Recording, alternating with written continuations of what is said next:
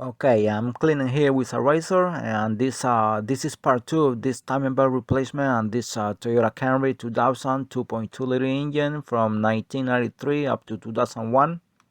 Okay, new water pump here with a new gasket. That's the new gasket right there, and one 10mm bolt and another one here. See if I can line it up.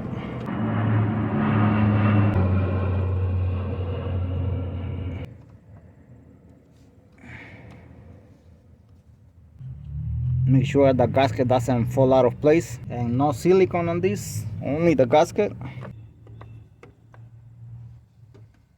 I'll put this thing here, even though it's gonna be doing nothing but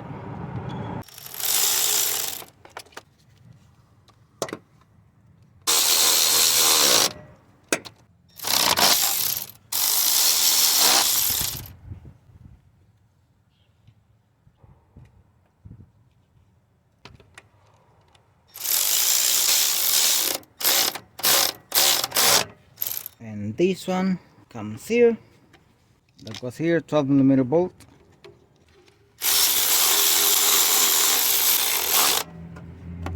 I'm gonna leave it like that for now. I can move it a little bit, so like this. Now I'm missing one bolt here. Now this is one of the big ones here, and the one in the corner.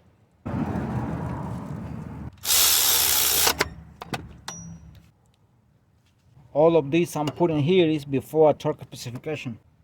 Okay, new tensioner right here, new spring, the 14mm bolt here, and this hole here, this one goes on the pin right there. Again, 14mm bolt, and put it all the way by hand. This spring is gonna come here. It's gonna come like this, as you can see. Okay, the timing belt here, the new one.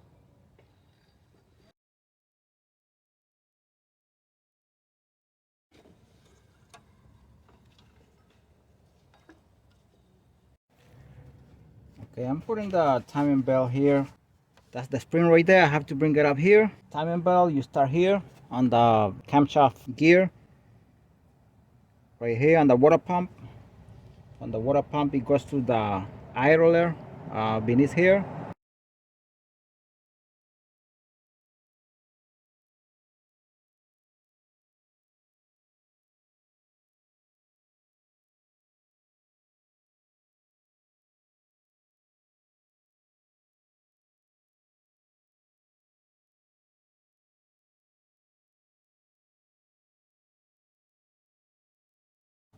Then it comes here to this tensioner here, and of course the slack is gonna be here.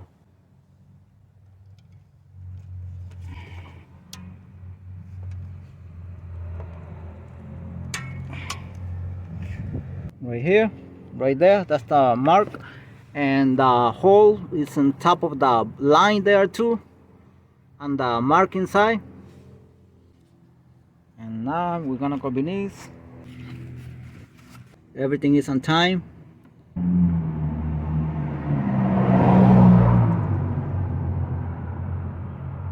Okay, this tensioner is still not tight.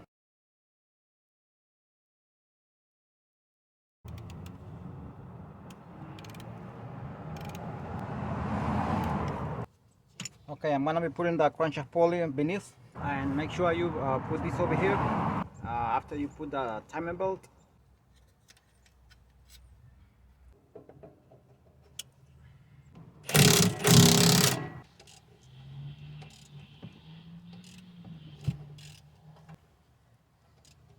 And so far, it's rotating very smoothly. You should rotate it about 8 times, 10 times. It's rotating very smoothly. All right, that is enough. And touch the belt again, and the tension is very good. Very good. All right, so at this point, this one got to be tight, the tensioner. Okay, you put this tensioner without the spring, and once you put the timing belt, then you bring the spring, you bring it to the pin here. Once you do that, Then you tighten once it's all the way up, but make sure not the slack is has disappeared on all sides, because once you tie this, it won't move. So that's the point here. Okay, the next step here, I'm gonna try to turn on the vehicle. I hope everything is fine before putting everything. Nothing should prevent the vehicle from turning on if it's gonna turn on.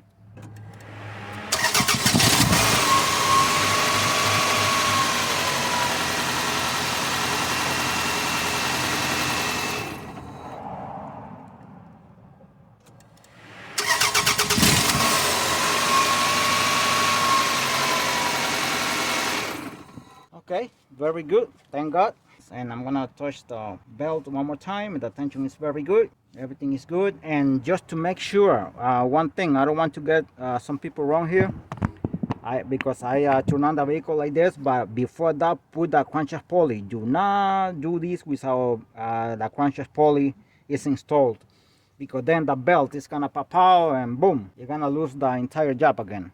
In this case, this car does not have vent valves because it doesn't have it's not interference engine, but you will have to do the job again, putting timing belt and everything, so that is not good.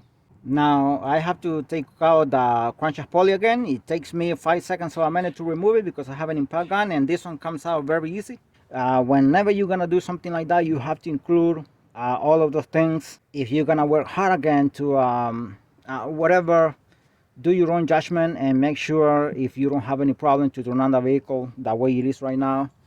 In this case, the crankshaft pulley, I have to remove it, but it's very easy. As I said, about 5 seconds to remove it, and because I have to put the timing belt covers, but that's all. So in your case, it might be another vehicle, so make sure if you can turn it on like this, or you're gonna cause some damage, so be careful with that. But if you're gonna do it, always put the crankshaft pulley before turning it on.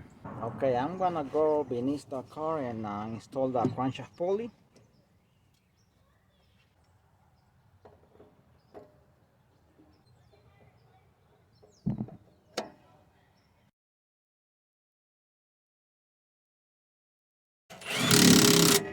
Okay, and right now this motor mount, this is not funny to put this thing, especially if you don't if you cannot lift the engine. I couldn't do it, so you have to just guess, because if you fall into the hole right there, I'm gonna see if I can go beneath. Okay, I got it in already. This one is better from beneath here. Next, it's going to be this here.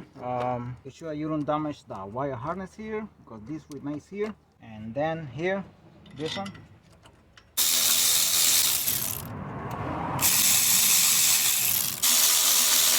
Okay, I'm gonna go beneath and I'm gonna install the power steering pump belt here.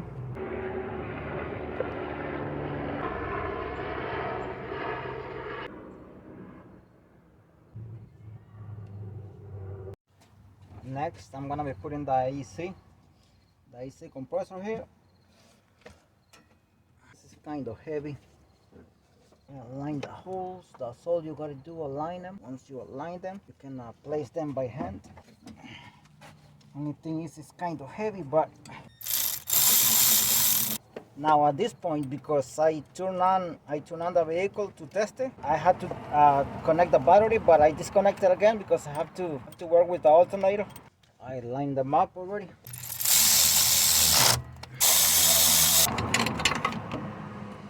That should be it for the AC. Alternator here.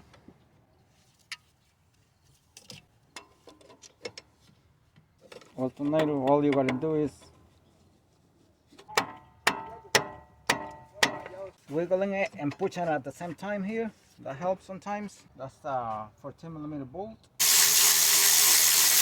Okay, and do not tie it completely, because you have to work over here with it. I made a mark here, as you can see.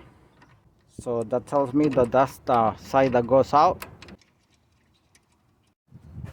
Okay, here is the belt. And this one, I'm gonna start tightening over here.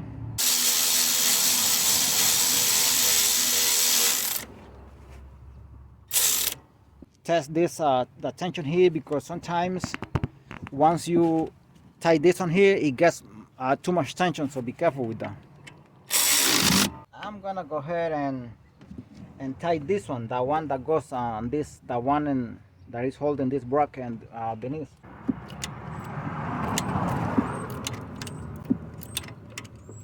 That I also painted.